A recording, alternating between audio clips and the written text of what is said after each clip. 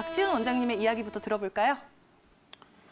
네, 지금 시청자분 이제 내용 소개된 이게 전형적인 하지불안 증후군으로 분류되는 그런 증상들에 해당된다고 볼 수 있겠습니다. 일단 이 표현 병명 그대로인데요.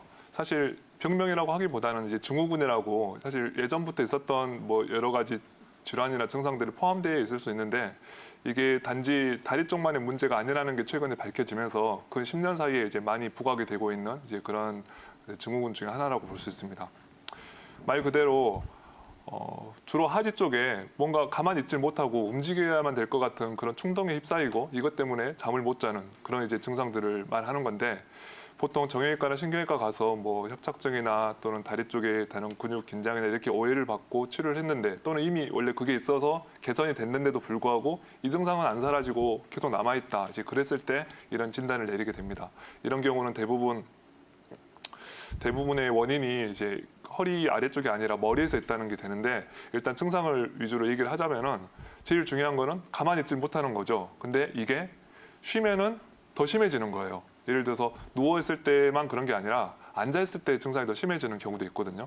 그리고 또 하나 아주 특징적인 거는 밤에 심하다는 겁니다. 그래서 수면 장애를 대부분 유발하고 수면의 질이 떨어지다 보니까 낮에 활동할 때 이렇게 계속 안 좋고 머리가 항상 흐리멍텅하고 이런 증상들을 같이 갖고 있게 되는 거죠. 그리고 일반적으로 다른 근육통이나 신경증상과 다른 부분은 활동할 때는 오히려 괜찮은 거예요. 활동할 때 뭐 심해진다든지 협착증처럼 뭐 걸으면은 악화돼가지고 쪼그려 앉으면 덜해지고 이런 게 있어야 되는데 그게 전혀 아니라 정반대로 오히려 쉬면은 더 증상이 심해지는 이런 증상을 나타낼 때 이제 하지불안 증후군이라는 범주로 이렇게 설명을 하게 됩니다. 네, 이 하지불안 증후군이 수면 방해까지 할 수 있다는 점, 악순환이 반복된다면 그 전에 좀 뿌리를 뽑아야 될 것 같은데요. 그렇다면 원장님, 이 증상 단순히 뭐 혈액순환 장애로 봐야 되는 건지 아니면 또 어떤 원인 때문에 발생을 하는 건지 궁금하거든요. 어떻게 보시나요?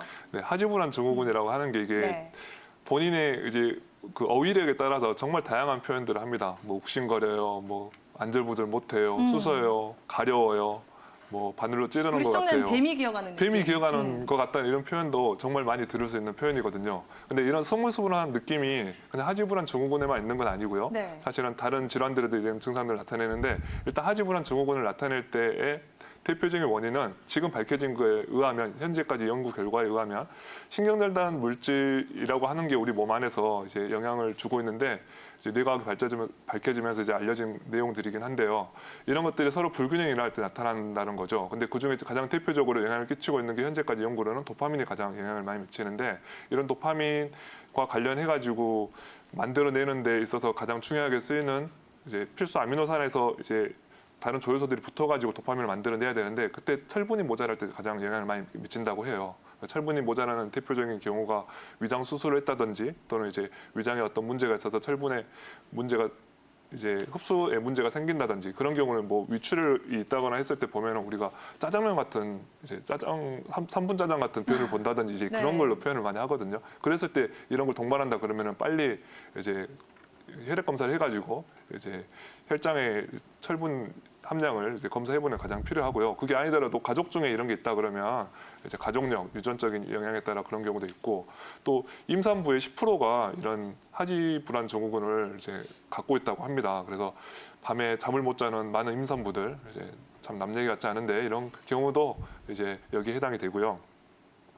다음에 이제 약물 복용하는 것 중에 도파민 억제제를 먹고 계시거나 항우울제를 드시고 있는 분들이 전형적으로 이런 신경전달 물질의 불균형이 초래가 되는 경우가 많습니다. 특히나 또 항히스타민제도 우리가 뭐 콧물 감기 있고 할 때 많이 먹는 뭐 대표적인 약들이 있죠. 이제 그런 것들도 여기에 영향을 미친다고 하니까 혹시 이런 증상을 갖고 있는데 이런 약을 복약 중이라고 하면은 처방 받은 곳에 가서 한번 상담을 받아보실 필요가 있습니다. 또 그 밖에도 미네랄의 불균형을 일으키는 대표적인 문제가 뭐 신부전을 포함한 신장의 기능이 떨어졌을 때 이게 나타날 수가 있거든요.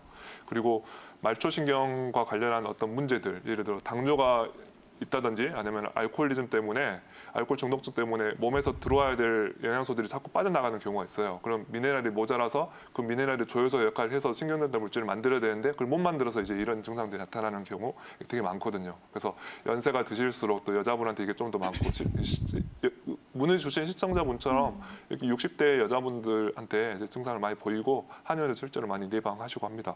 또 물론 척수마비가 있어도 물론 그런 문제가 같이 생길 수 있고요. 또 아주 전형적으로 파킨슨 질환을 갖고 계신 분들, 뭐 파킨슨까지 아니더라도 이렇게 턱을 이렇게 떤다든지 뭐 머리 채 떤다고 하죠. 뭐 손을 경련을 가지고 호소하시는 분들이 이런 하지불안 증후군을 같이 갖고 이제 이런 증상이 찾아올 수 있을 수 있다는 것을 항상 염두에 둬야 될 것 같습니다. 혹시나 하지불안 증후군과 증상이 너무나 비슷해서 좀 헷갈릴 수 있는 질환들이 있을지 알고 싶거든요. 박준 원장님 있을까요 혹시? 예, 있습니다. 말씀 이전에 드린 것처럼 그 중년 이후에 이렇게 하지불안 증후군이 많다고 말씀을 드렸는데 소아들한테도 어린 친구들한테 생길 수가 있거든요. 이게 되게 비슷한 증상 중에 주의력 결핍 과잉행동 장애라고 지금 학부형 분들은 많이 들어보셨을 거예요. 이제 두렵잖아요. 이제 가만히 있지를 못하는 거예요. 이게 공부를 해야 되는데 책상 앞에 앉아 있지를 못하고 다리 계속 떨면서 이거 대단히 증상이 비슷하거든요. 근데 이게 뭐가 다르냐면 밤에 심한 게 아니라 그냥 낮에 활동할 때 증상이 계속 있는 거죠. 그래서 어른들의 증상이랑 좀 다르다는 그런 유사점이 이제 차이와 유사점이 있는 거고요. 또는 그냥 다리 쪽에 경련이 있어서 왔는데 사실은 칼슘과 마그네슘의 어떤 그 뇌 신경전달 물질의 불균형이 아니라 칼슘하고 마그네슘이라는 그 이가 원소들의 미네랄 불균형 때문에 나타날 수 있는 거예요. 그냥 우리 한의학적으로 이제 정근이라는 표현을 쓰는데 이제 거기에 맞춰서 치료하면 잘 낫는 질환이고요. 그밖에 또 앞서 잠깐 소개드린 것처럼 척추관 협착증이나 또 말초신경병증이 있어서 다리 쪽이 불편한데 이제 이거는 거기에 맞춰가지고 치료하면은 증상은 비슷하지만 뭐 밤에 막 다리가 푸석푸석해요, 저려요, 뭐 벌레가 기어가는 것 같은 증상은 비슷하지만 약간의 감별점이 있기 때문에 거기에 맞춰가지고 의료인의 상담을 받아서 치료를 하시면 되겠고요. 다음에 이제 이것 좀 중요할 것 같은데 푸신기능 저하라고 이 프로그램 여러 번 소개가 된 적이 있는데 스트레스에 계속 노출이 됐을 때 한의학적으로 신음어, 신양어 이렇게 되는 상황들에 해당한다고 볼 수 있는데요. 푸신기능 저하가 있을 때 나타나는 특징적인 증상 중에 다리 근육의 약화가 나타납니다. 다리 근육의 약화가 나타날 때 하지불안 증후군과 유사한 증상이 나타날 수가 있거든요. 그래서 혹시나 푸신의 기능이 떨어져 있는 건 아닌지 뭐 카페인이나 아니면 스트레스나 어떤 화학적인 문제 때문에 푸신이 망가져가지고 이런 증상이 있는 거 아닌지를 꼭 감별해야 되기 때문에 그냥 막연하게 아직 다 밝혀지지 않은 질환이기 때문에 하지불안 증후군으로만 이렇게 몰아서 도파민제만 계속 보충하는 것보다는 도파민제에 대해서 너무 많이 노출되면 기존에 알려진 문제점들이 충동을 억제하기 힘들다고 해서 그런 문제점이 부각되면서 그냥 정관제나 이제 항경련제를 좀 많이 처방되고 있거든요. 그래서 그런 처방이 먼저 필요한 건지 아니면 다른 감별이 필요한 건지를 가까운 의료기관에서 꼭 상담을 받아보셔야 되겠습니다. 네, 하지불안 증후군과 감별해야 할 증상까지 자세하게 비교해서 설명을 해주셨는데요. 그렇다면 원장님, 이 관련 환자분들이 한의원을 찾게 된다면 어떤 치료로 도움을 받을 수 있을까요? 네, 앞서 주성환 원장님께서 또 한의학적으로 어떻게 바라보고 있는지에 관해 잘 설명을 해주셨는데요. 이제 거기에 맞춰가지고 이제 약 처방을 하게 됩니다. 근데 이제 하지불안 증후군에 대한 그런 감별뿐 아니라 하지불안 증후군으로 오인되는 상황들에 있어서도 결국에 뭐 기존에 있었던 질환들이 그 기존의 한약 처방들이 먼저 있었고 이 증상들에 대한 구분이 있었던 거기 때문에 치료할 때는 결국에 근육을 풀어주는 처방들 또 간신 음어를 보충한다든지 심화 항염을 뭐 개선한다든지 이런 처방으로 가게 되는데요. 기본적으로 오시면 우선 침 치료를 먼저 시도를 합니다. 침 치료를 하게 되면 다리 쪽에 유명한 혈자리들이 있거든요. 각기 팔처혈이라고 하는 8군데 침치료 혈자리가 있습니다. 그쪽 자리를 앞서 말씀드린 그 근육과도 관련하고 경락과도 관련해서 치료를 하게 되고요. 쌍화탕을 비롯해서 근육 쪽에 도움을 주는 뭐 자약감초탕이라든지 또 뭐 심화항염이나 또 신경계 증상과 관련되는 뭐 계지가 연골모려, 시호가 연골모려, 온담탕 이런 처방들을 이제 그 한의사가 직접 감별해가지고 처방을 하게 되고요.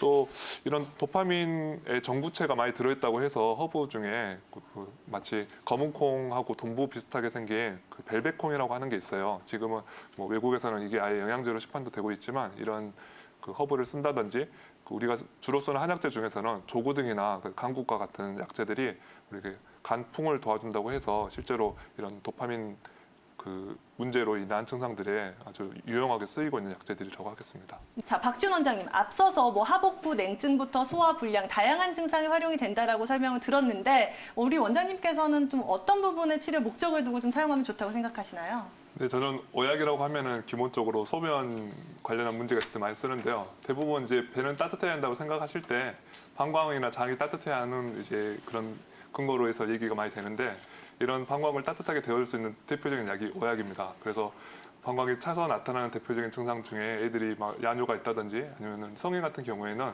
뭐 과민성 방광이나 요실금을 주요 증상을 이렇게 호소하시는데요. 이제 그럴 때 축천환해라고 하는 대표적인 처방이 있어요. 오약하고 익진 두 가지만 들어가 있는 처방인데 이거를 환으로 빚는다든지 아니면 다른 처방에다가 이걸 가미해가지고 그런 환자분들한테 드리면은 아주 도움이 많이 된다고 볼 수 있습니다.